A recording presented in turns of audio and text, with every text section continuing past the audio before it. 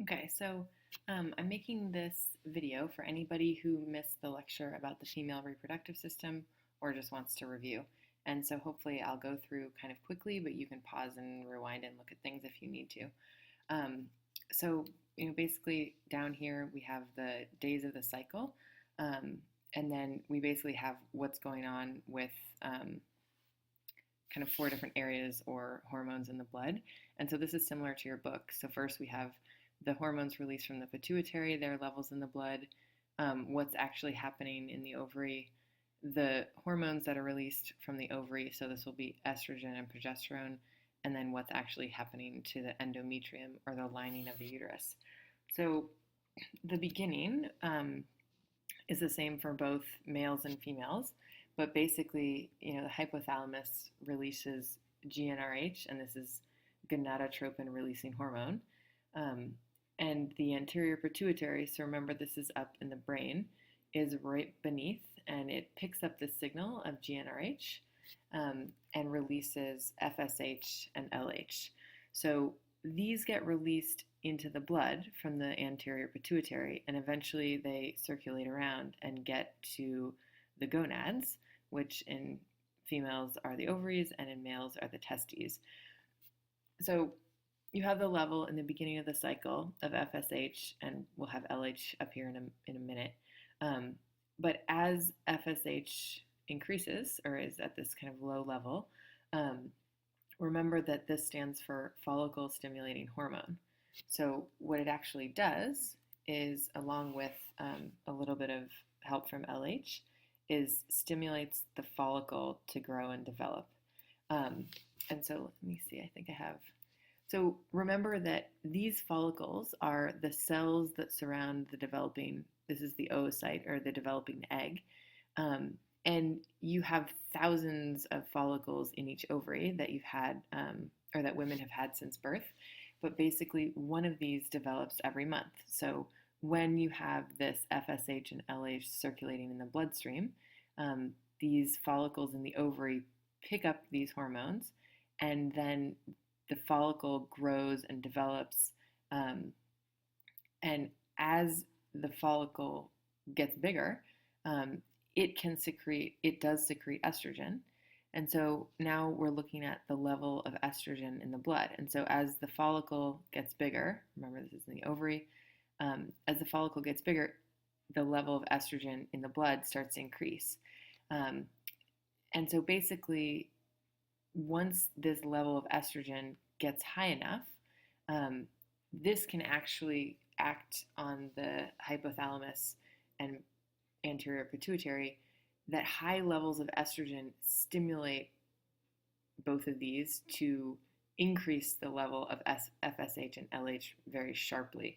So when this level of estrogen gets high enough, you see this large spike or release of all three of these hormones, but which results in a spike in LH and a little spike in FSH. And this is what actually causes ovulation, and it's largely the LH that causes it. So around day 14, midway through the cycle, this oocyte that was inside of the follicle actually gets released in ovulation. This is my expert drawing skill of the oocyte getting released from the follicle. And so if you remember, LH stands for luteinizing hormone. And it doesn't work so well with me writing these out, but so if you have luteinizing, basically this also means that this LH spike causes what used to be the follicle to turn into what is now known as the corpus luteum. And so this is also in the ovary, but it's kind of this big yellow mass, which similarly to the follicle can also secrete hormones. So we continue, the corpus luteum continues secreting a fair amount of estrogen, but the other thing that happens in what's called the post-ovulatory, after ovulation phase of the cycle, the corpus luteum starts secreting and producing and giving off a large amount of progesterone as well. So this red one is supposed to be progesterone, and this pink one is estrogen. Yeah, so I should have written that on there. But basically, the second half of the cycle is characterized by this corpus luteum secreting these hormones, and the combination of estrogen and progesterone does two things. So coming from the corpus luteum, the first thing is that estrogen and progesterone build up and maintain or keep the endometrium. And so if we go back to my interesting sketch of the female reproductive system, the lining of the uterus, just this outer layer, is the endometrium. And basically, this cycle is preparing for pregnancy, for taking care of an implanted embryo in the uterus, and the place where this implants is the lining or the endometrium. So, starting with this estrogen that was being produced by the follicle, estrogen and progesterone cause this lining of the uterus to build up over the course of the month.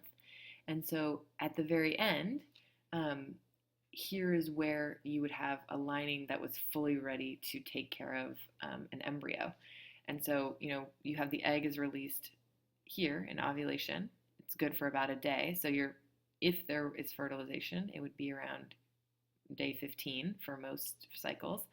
And then once there's fertilization here, the zygote moves down, starts dividing into an embryo, and would implant. So, basically 7 to 9 days after ovulation is when you would eventually be having, we'll just draw a little embryo ball of cells that would actually go down into this layer. And then, there's all these blood vessels in here that would be taking care of the developing embryo. So there's two things. Estrogen and progesterone maintain the uterine lining, the endometrium. And then the second thing is that they inhibit or they block the hypothalamus and the pituitary from secreting LH and FSH. So if you remember what these things do, up here they're causing this oocyte and follicles to develop. But in the second half of the cycle, when maybe we already have an embryo, we don't want another oocyte to be developing at the same time. So estrogen and progesterone inhibit, so they say that this symbol stands for showing that they stop the level of FSH and LH. And so throughout the post-ovulatory phase, these levels are going down as well. And so, this is a cycle. And if at the end of the 28 days there isn't an embryo, it has to go back to the beginning. And so this corpus luteum can only hang around for, probably 14 days, 2 weeks, and then eventually it degrades. It basically shrivels up and dies away. So here's our kind of shriveled corpus luteum, and when it does, these hormones, estrogen and progesterone that it was secreting, also their level goes down. So as basically in the second half of the cycle, when the corpus luteum goes away, estrogen and progesterone drop, and then the things that they were doing also drop or fall away. And so this endometrium, the lining, once the level goes down, so does the lining. So in what's actually considered the beginning of the cycle, but which comes right after here, is that when you have this low level of estrogen and progesterone, the lining falls away, and this is what we call menstruation, or commonly called your period, is when the, kind of all these blood vessels and mucus that were lining the uterus kind of fall away and leave. And so then also with estrogen and progesterone, okay, we've taken away corpus luteum, endometrium left, and now we're going to get rid of this inhibition of the hypothalamus and pituitary. So when you have low estrogen and progesterone, you have the level of FSH and LH rising again. So now this is your second cycle of this oocyte developing. So this is how this thing, cycles and cycles until there's pregnancy. And so now really quickly we'll talk about what happens when there is fertilization and an embryo implants in here and there is a pregnancy. So the first thing that starts happening is, okay, you have this embryo in here, and the embryo actually secretes a hormone called HCG, or human chorionic gonadotropin. It's messy, but whatever.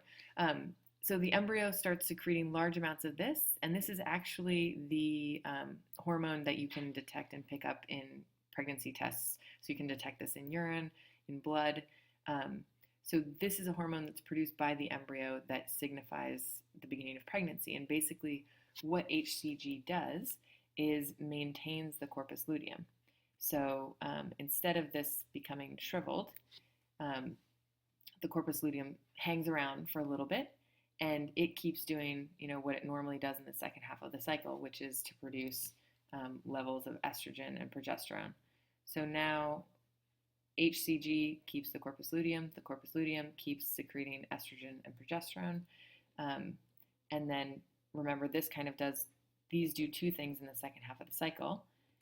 They maintain the endometrium, so they keep this lining so that it can take care of the embryo developing. And then the second thing that these levels of estrogen and progesterone do is they keep inhibiting FSH and LH, because we don't need another oocyte developing at the same time that we have this pregnancy.